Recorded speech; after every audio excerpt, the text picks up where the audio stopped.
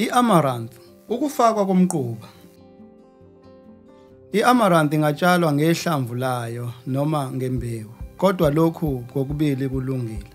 Amahlamvu anomsoco kanti futhi anamavithamini A, u-B, u-C, i-calcium ne-iron kunamahlamvu espinashi. I-amaranth iyakwazi ukumelana nezimo ezinzima zezulu nomhlabathi ongemuhle. Ingamila emazingeni ezulu ashisayo nalawo omile. I-amaranth iyaye imile kahle entwasahlobo nasehlobo kanti imila emazingeni okushisa angu-15 degrees. I-amaranth imila emazingeni okushisa aphakathi kwama-degrees angama-23 kuya kungama-degrees angama-35 futhi ikhiqiza amahlamvu aluhlaza kangcono kunespinashi ne-kale. I-amaranth eyamahlamvu ingatshalwa ngokuhlukana ngamasentimitha angama-30 phakathi kwezitshalo ngolayini abathathu abangamasentimitha angama-37 nesigamu. Hlukanisa olayini ngamasentimitha angama-75 kabili ngolayini abathathu abangaba ama-37 noma olayini abangama-75 bese uyaphinda futhi ngamanye amasentimitha angama-75 ezikhonkwaneni ukuze ukwazi ukuhamba phakathi kwabo nokuvuna amahlamvu kalula. I-amaranth iyimbewu engatshalwa ngokuhlukana ngoba imila ize ifike emamitheni 2 ubude namasentimitha angama-30 phakathi kwezitshalo kolayini abangamasentimitha angama-75. Beka intambo ngaphezulu kwesikhonkwane esingamasentimitha angama-75 uyixhume naleso esiseceleni kwazo. Yiba nesiqiniseko ukuthi ifindo lentambo liqinile futhi liqondile ngokuyiphakamisa ubuye uyibeke phansi. Susa ingubo yomdali ngamasentimitha angama-20 ukuze iveze umhlabathi. Ungayisusi kakhulu le ngubo ngoba lokhu kuzophazamisa olayini abalandelayo ngamasentimitha angama-30. Faka imfoloko emhlabathini ibe amasentimitha angama-30 kushona phansi. Bese uyayidonsa kancane uze ubone ukuthi umhlabathi usuthambile. Susa wonke amatshe namagabade owezwa ngemfoloko, kodwa ungalinge uphendule inhlabathi. Ugabe nje kuphela, phinda lokhu njalo ngamasentimitha 10 uhamba ngolayini. Imba umsele ube amasentimitha 10, ubheke ezansi lapho kunentambo yokutshala bese unakekela indunduma ozobuye uyisebenzise emuva kwesikhathi. I-amaranth eyinhlamvu idinga ukuthi iphindwe njalo amasentimiteni angama-37 nesigamu ukuze ukwazi ukuba namahlamvu anele. Bese kuba nendlela yokuhamba kolayini abathathu uma sekuvunwa. Ukulungisa umhlabathi one-acid kumele ufake somlotha wezinkuni noma i-lime.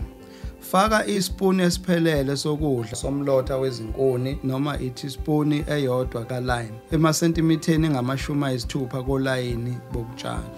Fafaza amamililitha angama-500 omquba noma emvunde emitheni elilodwa lomsele.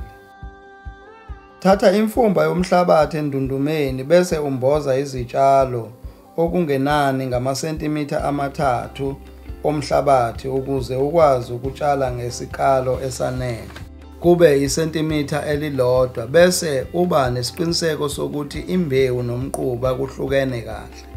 Uma ungahlukanisi lokhu uzobanga ukuthi isivuno sakho singabi esenelisayo ngoba sizobe sishiswe umquba.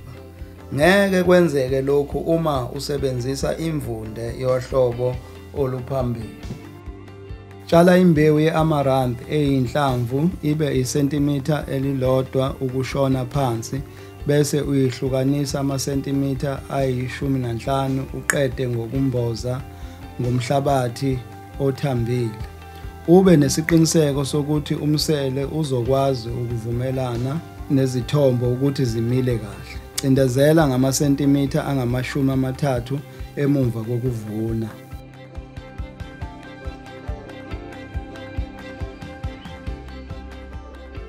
Yeka ingubo yomdali ukuze kufike isikhathi sokuvuna bese uyayisondeza eduze kweziqu zezithelo. Yiba nesiqiniseko sokuthi ingubo yomdali imboza amasentimitha ayi-100 abe amasentimitha 2 nesigamu ubuqinsi bayo ukuze ukhula lungamili kanye nokugcina umswakamo.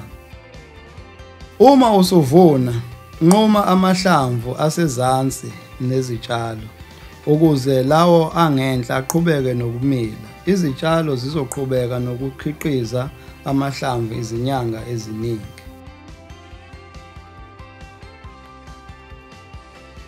The summary for 6.2.1b. Gaba umsele wakho kumasentimitha angama-37 nesigamu. Labo layini babe ngabawolayini abathathu. Imba imisele ukushona kwayo ibe ngamasentimitha ayi-10. Shiya indlela yokuhamba phakathi kwale misele engaba amasentimitha ayi-15. Faka isipuni esisodwa sokudla somlotha wezinkuni ebangeni lingango-60 cm. Faka amamilimitha angama-500 omquba. Gqiba kube yi-level bese wenza umsele ongashona phansi ngangesentimitha elilodwa. Faka imbewu ihlukanise ngamasentimitha ayi-15 kolayini. Mase imilile imbewu yakho ungayihlukanisa izithombo ukuze ikwazi ukumila kahle.